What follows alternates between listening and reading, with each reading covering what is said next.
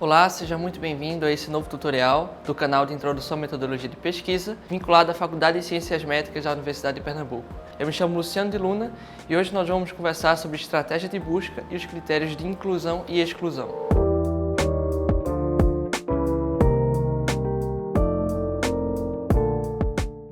No vídeo anterior, nós conversávamos sobre a pergunta de pesquisa, ou a pergunta-problema. E é a partir da pergunta de pesquisa, ou dessa pergunta-problema, que nós vamos definir os nossos critérios de inclusão e exclusão, ou a nossa estratégia de busca. Isso influencia diretamente na qualidade dos resultados da nossa busca. É importante ressaltar que a estratégia de busca deve ser feita cuidadosamente para captar os artigos elegíveis, ou seja, ela deve ser sensível e específica o suficiente. Para cada base de dados, há uma estratégia de busca específica que os pesquisadores precisam operar para captar esses resultados. É importante que, para ver se a estratégia de busca está específica e sensível o suficiente, existe um recurso que são os artigos sentinela. São aqueles artigos que não podem faltar de jeito nenhum e que devem ser captados pela nossa estratégia de busca e pelos nossos operadores. E para ajudar na montagem da estratégia de busca, nós podemos utilizar o PRESS, que é o Peer Review of Electronic Search Strategies, que é um formulário checklist que vai verificar se a estratégia de busca está na dose correta entre sensibilidade e especificidade,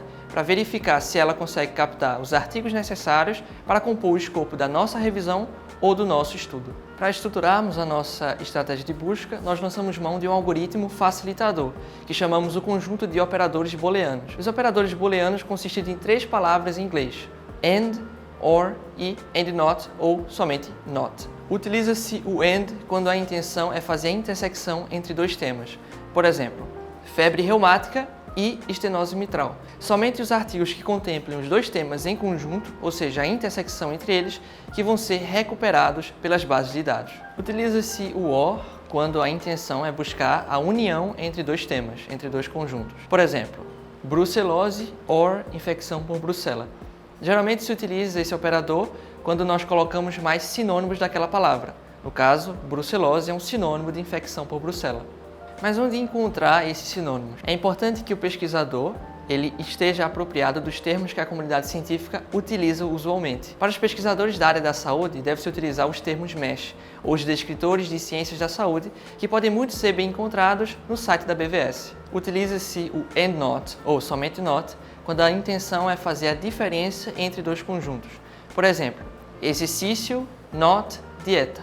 Somente os artigos que contemplem exercício sem contemplar a dieta que vão ser recuperados pelas bases de dados.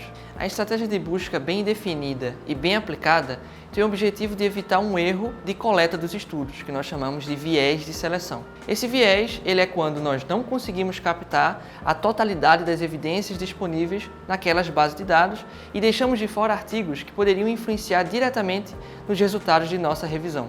Para evitar o viés de seleção, além de construir uma estratégia de busca muito bem definida, tem que se deixar muito claro também os critérios de inclusão, que são todas as características que a amostra ou que o estudo precisa ter para ser incluído no escopo da nossa revisão.